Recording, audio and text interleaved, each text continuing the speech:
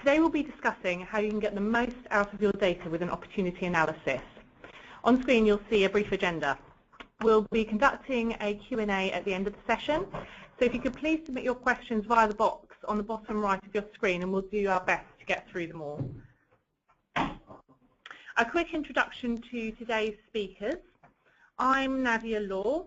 I am Client Director here at Rosslyn. I have 20 years experience in B2B. I've worked in retail, pharma, consulting and cost reduction, and I'm responsible for overseeing the existing client base at Rosslyn. With me today is my colleague Onyi. Good afternoon everyone, I'm Onyi Nwabia and I'm the data analyst at Rosslyn Analytics with considerable experience in accounts payable data and market research data, and I'm also the product expert of the Rapid platform, concentrating on our clients' data, helping them get the best out of the system. Thanks, Onyi. In case you're not familiar with us, I want to give you a quick overview of who Rosslyn are and what we do. Rosslyn is a data analytics company. We IPO'd in London in 2014 and we're headquartered in London. We have US offices in Buffalo, Denver and Chicago, and we have over 100 plus customers globally.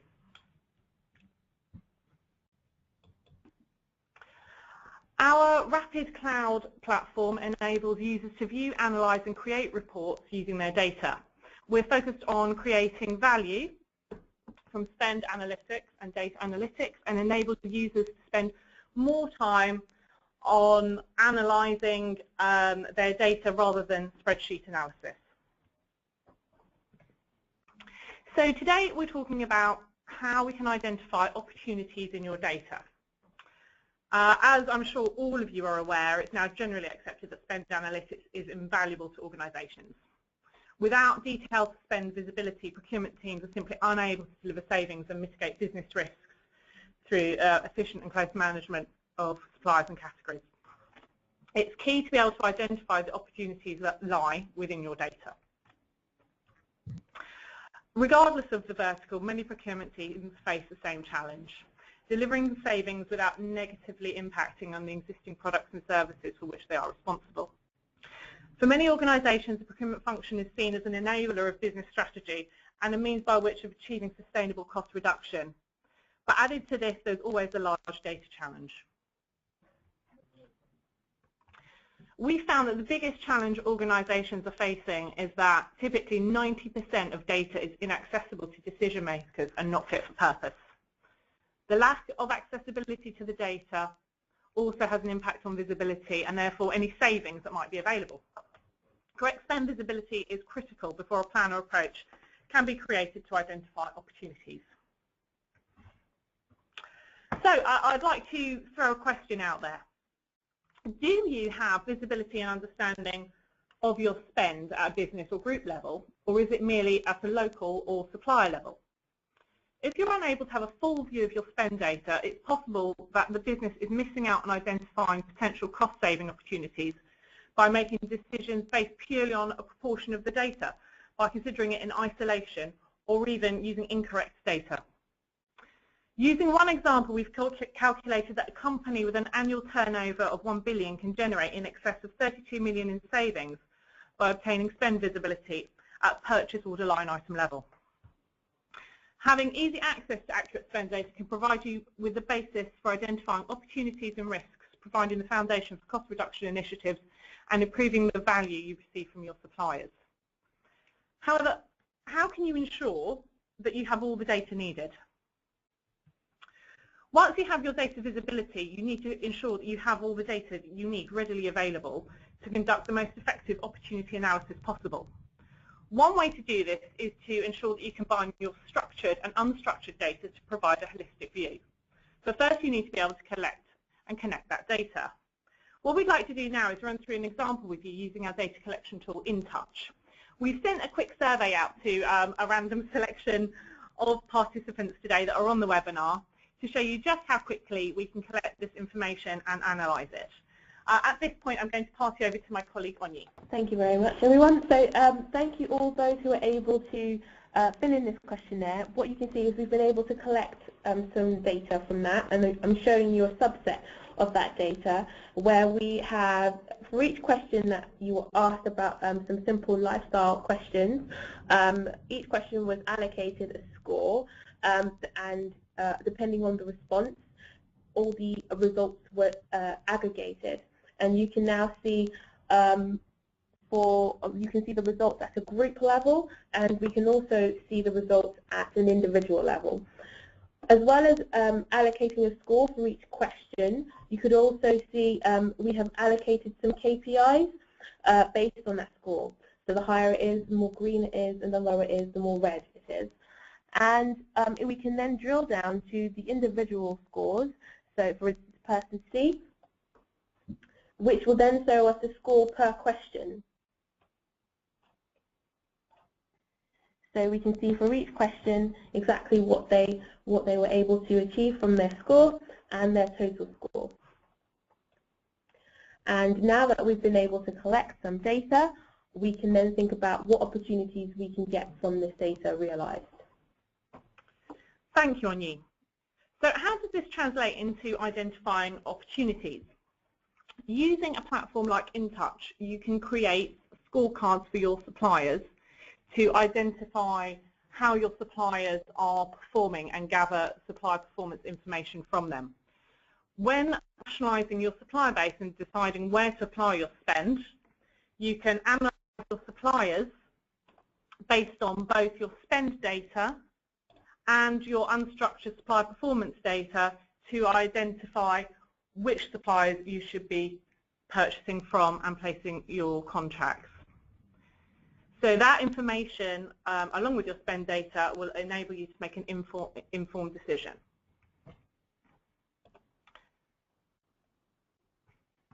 So using a program like InTouch allows you to create your scorecards, as I've mentioned. It will give you a holistic view of how to rationalise your supply base and understand not only your spend profile, but your supply service levels, product quality, and innovation capabilities. So now you have your data, what's next? The key is knowing where to locate these opportunities in your data. And there are some common approaches used to identify savings. And we're going to look at 5 of those opportunities now and take a deeper dive into the data. So the first one we're going to look at today is payment terms, and in this particular example, late payments. So in this case, we have an agreed payment terms with suppliers of 28 days. But how can we ensure that these are being adhered to? What percentage of payments are made early, on time, or late compared to the agreed payment term? What's the potential gain if I pay early, change or consolidate my payment terms, and what's the risk of paying my suppliers late? In this example, we're looking at one company and reviewing the suppliers where payment terms are due in 28 days. So in this particular example, there's 5.2 million spend due with a payment term of 28 days, and that affects 200 suppliers and covers 400 invoices. So in reality, actually happening is that 79% of the invoices are paid after 28. On average, they're paid 16 days late. So this equates to payment terms on average of 44 days rather than 28. Well, what does that mean in business? Using our example, it could be as much as £250,000 to the company due to factors including late payment penalties and annual late payment rates and the cost of debt recovery. However, there's also a cost to a company for paying early. I have another example for you here with company B. Pays early. Using this example, company B has 8.8 million spend based on a 30-day payment term. Of this amount, nearly 8,000 invoices are paid early. This equates to 5.9 million in early payments with an average payment term of 19 days.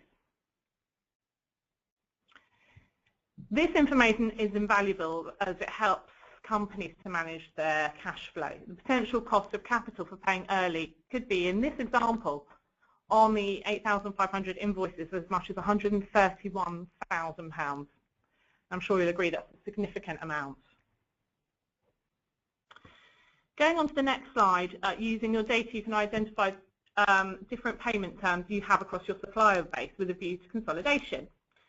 You can analyse the potential of paying early and the benefit from a negotiated discount. In this case, what we're showing you here is -3% for 14-day payments. In this example, it could lead to 7.3 million to the bottom line, which in today's market is equivalent to an additional 70 million in turnover. This brings us to two closely linked opportunities: investigating supply tail spend and examining supply density and rationalisation. By conducting a category analysis review, mapping your spend to a 3 or 4 level taxonomy will enable you to explore your spend in the defined spend category hierarchy. Some things you might want to consider are you buying the same product or service from different suppliers, or too many suppliers, or from suppliers that aren't even in your preferred supply list? Doing this allows you to identify spend leakage, potential risks in the supply chain, and rogue or maverick spend. Is the same item being purchased from different suppliers, or even from the same supplier from different business units at different costs? We've got an example. One of our global pharma companies that we've worked with in the past was purchasing at a local level rather than leveraging the PSL globally. By moving local disparate spend to preferred suppliers, this company was able to leverage discounts and improve saving without affecting product quality. Then I'd now like to talk about supplier consolidation. So in this example, company A has only 30% of spend with their top 4 suppliers. The rest of their spend is across 148 suppliers, giving them a very long tail spend of over 70%. Having this information available will enable you to drill down into your data and identify where you can move your purchases to your preferred suppliers under contract.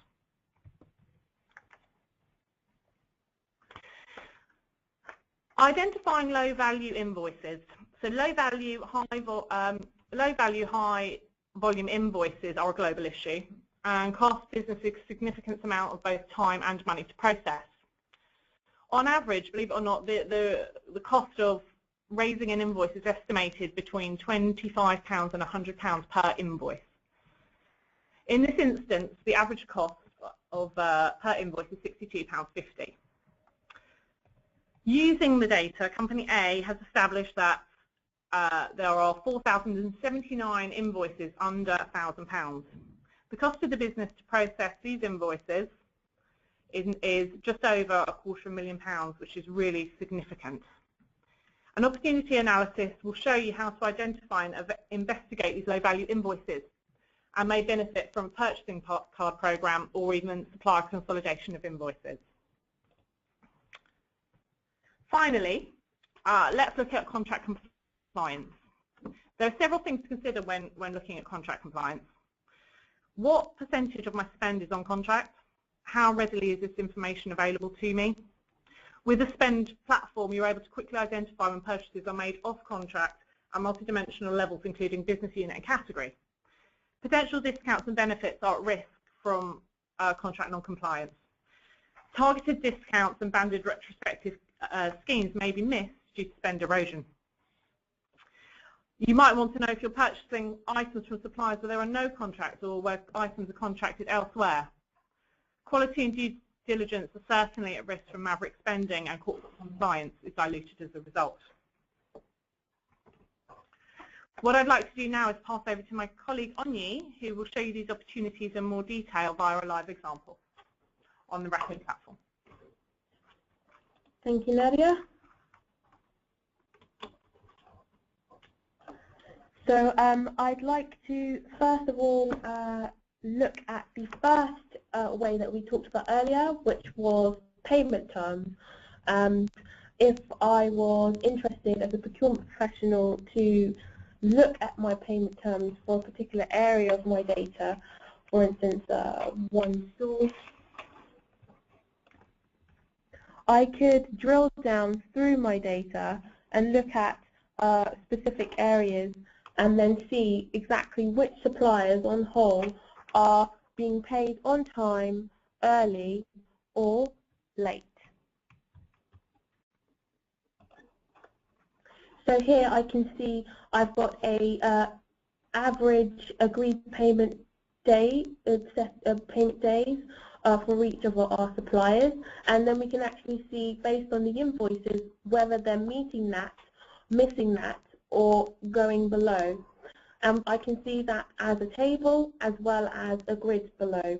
So for the Riemann Brothers, I can see in fact that I'm paying on average 2 days early based on this 30-day agreement term, which can be adjusted per client specific to their payment day agreement. The second opportunity, or the second and third opportunity that we looked at, was supplier tail and spend and supplier rationalization. The ability to be able to target specific categories and look at exactly where we can manage our supplier relationships better and find opportunities for supplier consolidation. I can set how big I wish to look at my tail, so how the categories where the tail is more than 70%, and I can also see the top 4 in terms of suppliers that I spend with in those categories.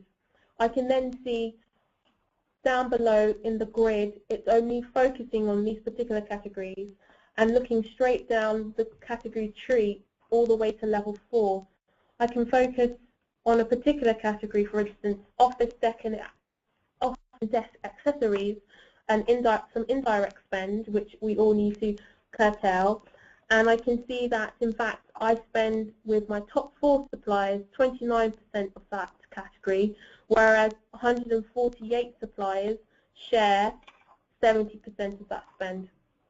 I can then remove those top 4 from my subset of data and look specifically at the other suppliers and see whether they have been active in recent months and how I can actually find opportunities for supplier consolidation. I can do that using a different report called inactive suppliers, where I can then set a cut-off date so I can see all the invoices after a certain, all the suppliers that I have not raised an invoice with after a certain period.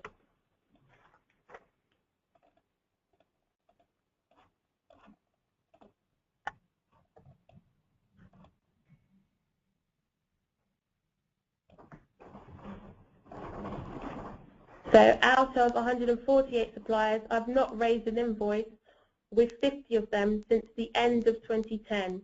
I can then drill down on these specific suppliers further and look for where I might find opportunities for supplier consolidation. The fourth opportunity that we looked at was invoices, low-value invoices. This is a very popular issue amongst our clients who look for finding ways of invoice consolidation and better spot purchasing strategies. We can go to a report called transaction summary, and in fact we can see here all the different invoice value buckets. So we have £1 to £1,000 value bucket, where we can see that takes up 35% of invoices, where it only counts for 0.36% of spend. I can filter down on that value bucket and explore that more. I can then look by company, so by internal operational units or whatever metric I wish to use. I can then also create a threshold where I can see transactions above and below a certain amount. For instance, the average cost of raising an invoice being £62.50, I can see how many transactions are above and below this amount. I can see which companies internally are more culpable by sorting,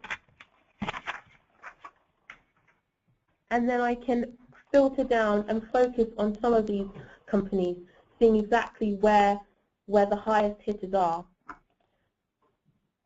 I can then also see for this particular internal company, I can split their spend by categories, be it a well-known category or my internal procurement taxonomy. So here I can see there's a large amount of spend within laboratory and measuring equipment. The last opportunity that we looked at was within contract compliance. This is where the Rapid platform really shows its true benefit. You can have as many tags and flags as you wish based on your own internal strategies, for instance, contract compliance. For instance, if I have a particular supplier that I know I expect all of their spend to be contracted, I'm just going to type in Austrian Airlines. I can then drill down on this specific spend and see exactly how much of it is contracted and non-contracted.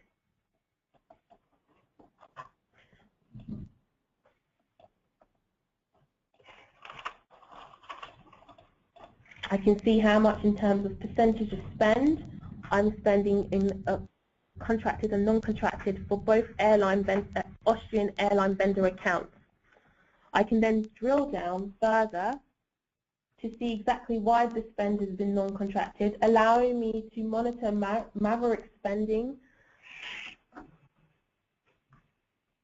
If I find that for any reason I believe some of this spend should be contracted, I don't have to call the IT teams to get that changed. I can actually change that tag myself, change that label, and make that data contracted. And those are the simplest ways of going through the 5 ways we went through earlier in terms of being able to find opportunities within your procurement data. Thank you very much, Onyi. So some of the takeaways from what we've discussed so far is, first of all, starting with the data, is unifying your data and identifying where you are lacking visibility and access to that data. Then identifying the low-hanging fruit for opportunity analysis, and as Onyi and I have highlighted today, some of these are payment terms analysis, tail-end spend, examining supplier density and rationalization, identifying low-value invoices, and contract compliance. I can see that we've got a few questions coming in now. Please continue to submit any questions via the box on your screen, and we'll address as many of them as you can. And we'll follow up with you after the webinar. So we've got one of the questions we've had come in, and it's actually a huge question. It's, what are the biggest opportunities in your data? And that is a really, really huge question, and it really does depend on the vertical. So take retail, for example. Typically, I would start with GNFR. It's usually not as business critical as a direct product and tends to have more opportunity. But then, for example, if we were looking at pharma, given our experience in that sector, some of the opportunities we've seen would be to improve categorization, supplier rationalization, identifying parent-child relationships, enrichment to mitigate risk. So it really does depend on the sector. But there is that was a huge question. Thank you for that. So just looking at the next question. So right, how would you manage opportunity analysis where recent M&As have occurred? There are additional opportunities after an M&A typically. Extra sources can be added to your spend data to obtain a consolidated view of the new total spend, and this can be done at any time. Having this new consolidated view should enable you to leverage your spend and obtain more volume discounts from your suppliers. So I had another one come through. Does the model of payment term savings apply to 90 days payment schedule? So that's a bit more of a tricky one. You would have to, with your 90-day payment term, if you're currently on a 90-day payment term with your supplier, moving to a discounted payment term would depend on the current rates of interest of that money sitting in your bank versus the cost of capital, the current cost of capital. You'd need to calculate what rate of discount would be most beneficial for you to try and negotiate, so interest versus cost of capital. I hope that answers that question. So we've got another question. Do you do the taxonomy or is it done elsewhere?